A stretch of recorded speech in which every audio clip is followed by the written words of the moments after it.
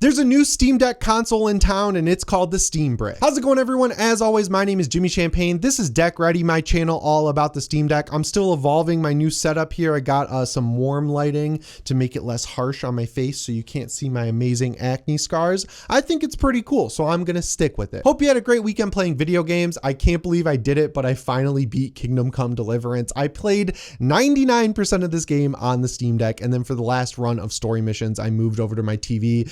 Immaculate experience. If you're planning on playing Kingdom Come Deliverance 2, you'll be happy to know that there is a cutscene that kind of explains everything that happened in the first game. But as someone who put 60 hours into the first game over the past couple of months, I think it's definitely worth checking out, even if you have to wait a little bit longer to play the second one. And you'll be rewarded because it'll probably be cheaper. But yeah, in addition to that intro story, I've got a couple more to talk about today. First of all, there's a new feature coming to the Steam Deck that honestly should have been there at launch, but I'm glad they're adding it. Then we're going to talk about how a weird story went around where people were saying that the Switch 2 killed the Steam Deck hype, which ended up not being true. And finally, since a ton of people bought Red Dead Redemption 2 over the weekend, I went through, got some perfect 30 FPS settings, and I'll even show you gameplay to go along with it to prove it. Let's jump into the first topic here. I did my video of things that I want to see from the Steam Deck in 2025 a little earlier in the year, but the main thing that I really want is some sort of Steam TV box, a new Steam machine, if you will. And in the meantime, while we wait for Valve to release the one that leaked through game files or whatever, people have taken it upon themselves to completely deconstruct the Steam Deck and rebuild it as a console. And that's where this new one, the Steam Brick, comes in. Now, this person was able to use the iFixit guide for repairing the Steam Deck. He reverse engineered the guide to basically take the Steam Deck down to its studs. He got every single piece out of the Steam Deck, got rid of every non-essential part for the device, and then put it back together as a little brick that retains a power button and a USB-C port, and that's about it. A lot of articles I've read about this are lamenting the fact that it removes the controller and it removes the screen, but that's kind of the whole point of having a TV Steam Deck box. And I think the bigger focus here should be that it could be done at all. Now, honestly, if they do make a TV style Steam machine like they did back in the day, I would of course hope that it has a more powerful chip than what we see in the Steam Deck, because that's like a mobile chip that needs to run at a lower TDP and have battery life concerns and everything like that. I want a TV box to be rivaling something like the Xbox Series X and the PlayStation 5, or maybe even better. Honestly, I know that would be expensive, but if I want to stay in the Steam ecosystem, I'd be happy to pay for it. I like having a PlayStation 5, but the vast majority of my games are owned on PC just because I've had my Steam library a lot longer than my PlayStation library. So the more devices Valve can give me where I can take advantage of my Steam library, the more interested I'm going to be in buying those products just from the jump. They don't have to do a lot of convincing outside of showing me a price tag and how those games are going to run. But knowing that's not around the corner or anything like that, I feel like devices like the Steam Brick are a great kind of midway point just to show that it can be done. And it's cool that the Steam Deck is unlike a console in the sense that it doesn't check for all the necessary parts. It would suck if the Steam Deck, if you remove the controllers or the screen, it locked you out from using SteamOS in any way. It just goes to show that having this thing built as a PC that can be moddable, upgradable, and repairable by the user is all just a net positive across the board. The one issue you'll run into if you 3D print your own Steam Brick case and deconstruct your Steam Deck is that there's no way to access the BIOS anymore because you have to get rid of the volume buttons and you use the plus button to actually get into the BIOS. But there are sudo commands you can enter that basically make it so that when you restart the Steam Brick, it will just go right into the BIOS. So if you ever need to change anything in there, even though you're losing the hardware way to get to the BIOS, you can at least do it through the software. Another huge reason this is cool is because it shows that SteamOS is good enough to run on devices that don't have a screen or controller built in. That's something I really want to see happening sooner rather than later. I know the beta is coming out in March, and I just hope that that's installable on desktop PCs, because once they do that, the sooner they do it, the better. But once they do it at all, that kind of opens up the doors forever for how ubiquitous SteamOS can be. And I feel like that's when you're going to see a huge jump in user base. These extra handhelds they're doing, like the ROG Ally support and the Legion Go S support, that's cool. I don't think it's going to add people to the handheld gaming space. I think it's just going to grow laterally.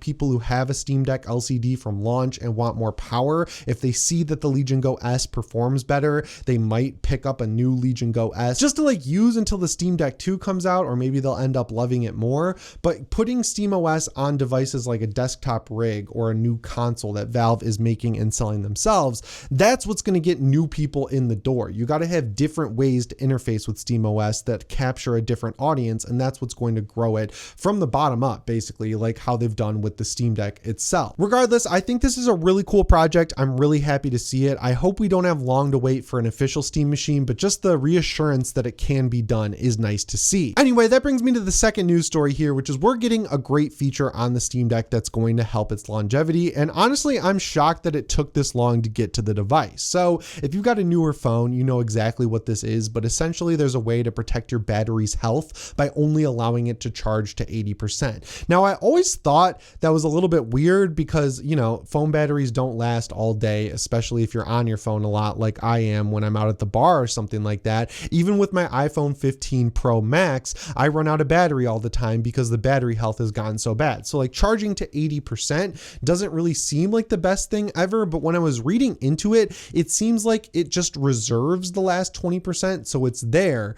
if you need it, but it's not charging up to that point. It basically caps it off at 80. I genuinely don't really understand how it works, but the point of doing that is to protect your battery's health, because I guess the 20 to 80% range is where your battery is most optimal. But then when you're in the 10 to 20% range or the 80 to 100% range, if you keep charging it from that level, that makes it lose health over time, and that reduces its overall capacity. So I was surprised to hear that the Steam Deck never launched or never added some sort of battery health mode where you could charge it to 80%. And now I'm happy to say that Valve is working on it behind the scenes. This is coming from Brad Lynch, who, if I'm Valve and there's one leaker I'm going to go after, it's definitely Brad Lynch. He's not really a leaker though, because he just goes through the files that Valve publicly releases and finds stuff that they're working on and then tells the public about it. So it's like the most official way to leak things possible, but still he's going through the SteamOS updates and finding new features like this battery health mode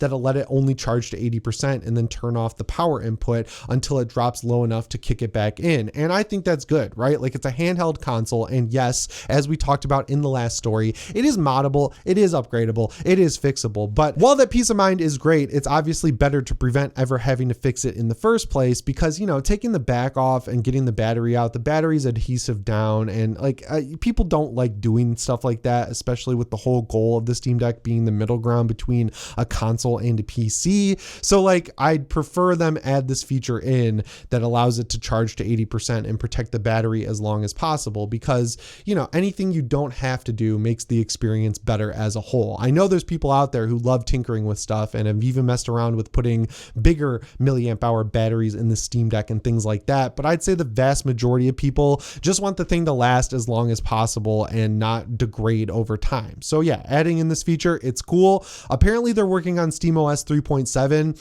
I have no idea how long that's going to take, because the wait for 3.6 after 3.5 was very long. Like, the beta version of it released in March or April of last year, and it didn't actually ship until October. So I'm going to give them some time there, because SteamOS is in a great place, but it is nice to know that they're working on this new feature to begin with. So I figured I'd let you know that it is coming. But I guess in the meantime, you could just monitor your Steam Deck's charging. You could charge it up to 80% and unplug it, then play it down to 0 and plug it back in, or wait till it's at 20% and plug it back in. I think the biggest problem is just leaving it plugged in all the time. But if you have a Steam Deck OLED, I'm assuming you're doing that a lot less, just because the battery life is so much better on the OLED than the LCD. And that brings us to the third news story of today's video, which is a weird Switch 2 thing. Now, I didn't cover the Switch 2 because I'm kind of over the whole comparing the Steam Deck to the Switch 2 and the Nintendo Switch. Like, they're going for completely different audiences, and they're not really similar enough to really put head to head, right? Like, the Switch is always going to outsell the Steam Deck like 10 to 1, because they're just going for completely different audiences. And that's fine, because the goal of the Steam Deck at the end of the day is not to sell the most units out there and compete with the PlayStation 5 and the Xbox Series X and the Nintendo Switch. It's just to keep you buying more games on Steam and be a great testing piece for SteamOS 3.0 to be put on other devices. So it doesn't really need to compete. But there was a huge news story going around last week that I wanted to talk about, where apparently when the Switch 2 was announced, the Steam Deck dropped out of the top 10 sellers on Steam and dropped all the way down to 47th place. And this is in the global ranking, not just in the local ranking of wherever the person was checking. And as it turns out, that was just a bug, because while I'm sure there's a few people out there who were looking at Steam Decks and then saw the Switch 2 get announced, and then, you know, they assume it's going to be able to run all the newest, greatest games anyway, so why would they want a Steam Deck? I don't think there's nearly enough people out there who are weighing both options at the same time, comparing them neck and neck, saying, well, the Switch 2 is coming out this year now, I'm not going to buy a Steam Deck, where they decided not to buy it with it in their cart and it would drop it down to 47th place. So when I saw it was just a temporary bug with Steam's tracking, I really wasn't surprised. I mean, there were a bunch of games that were in the top 10 that dropped down dramatically as well, but of course, no one focused on that in their news stories. They just wrote up a bunch of articles saying that the Switch 2 killed the Steam Deck hype and that it's over for the Steam Deck. I just wanted to reassure you guys that that is not the case, because it was a bug.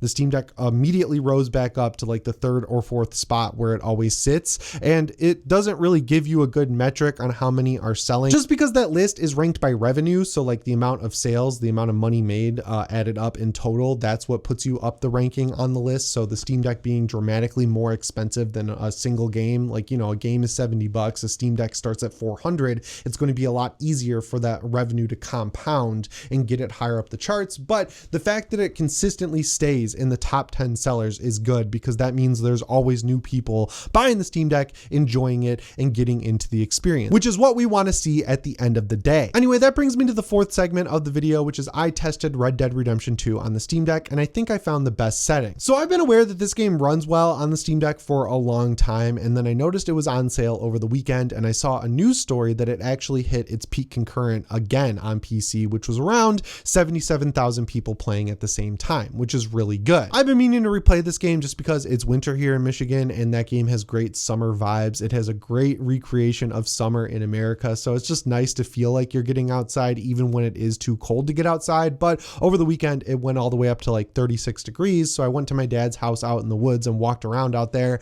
and it made me want to come home and play Red Dead. I saw it was on sale, so I figured I'd give it a shot. As far as the settings go, I've got them on screen right now. I'm scrolling down slowly so you can get a good look at all the settings I'm using. I saw a bunch of YouTube videos that were really pushing it to its limits, running it at around high to very high settings, and I noticed a lot of stuttering in traversal moments where the new tile loads in and you go into a town or something like that. You wouldn't see the frame rate dip, but you'd get a hard stutter. So I figured the best way to go about it would be to figure out what PC settings lined up with the console settings, because if you've never played it on console, I played it on Xbox One X, it doesn't look as good as PC maxed out at high settings, obviously, which is where I eventually went on to beat the game, but it looks great because it was finely tuned to be just an overall middle of the road, great looking experience on console, and it was a graphical showcase at the time, and having played it all weekend, it still is. So I figured out those settings. It's a mix of high, medium, and low, and I played around an hour in Red Dead Online, because unlike GTA Online, you can actually still play it on the Steam Deck, and I realized there's a full story mode in Red Dead Online where you can make your own character.